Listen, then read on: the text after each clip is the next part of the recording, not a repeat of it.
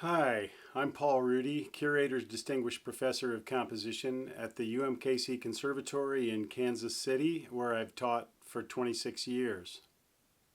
In the mid-1980s, during a break after my bachelor's degree studying jazz trumpet, I fell in love with the Colorado Rockies and began a quest of climbing all of Colorado's 14,000-foot peaks, which I finished in 1994.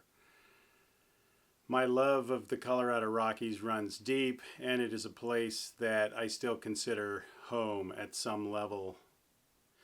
So when I was given the chance to travel to Alaska with Composing in the Wilderness, I was ecstatic and jumped at the opportunity to spend time in one of the last two states I'd never been to. And I can say it didn't disappoint. From the minute we loaded into the bush plane and flew through the pass to Lake Clark National Park, mountains were literally rising out of the ocean. It was one of the most breathtaking plane rides I've ever had. It was such a unique experience to be dropped off on a lake in a float plane where we were going to spend the next 4 or 5 days hiking and kayaking in a place where there were no lights at night other than the stars, in a place where there were no other people. There were birds, there were bear prints, although we never did see a bear. We were constantly aware that they were around. It was just a really special experience in solitude and seclusion, which is something I really love and have built into my own life. During that time off in the 1980s when I was climbing all the peaks, I ended up taking a composition class in 1989 with Catherine Murdoch at the Wichita State University. During that class, I wrote my first composition at age 26.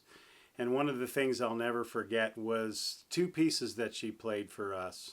One was George Crumb's Ancient Voices of Children, and the other one was Joseph Schwantner's And the Mountains Rising Nowhere. Both of those pieces just literally blew me away. I had no idea that that's what music could be.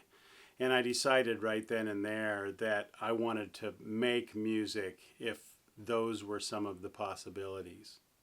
So 2/3 of a lifetime later, I find myself in Alaska, in a place where literally mountains are rising everywhere.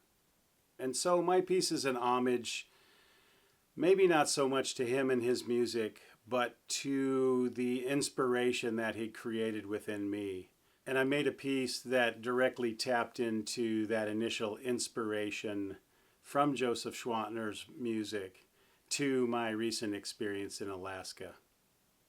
I don't climb summits anymore, but one of the biggest summits of my life has been dedicating my entire life to the pursuit of music and sound.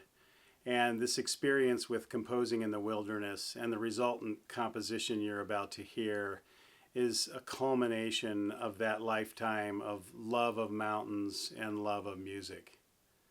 I hope you enjoy it.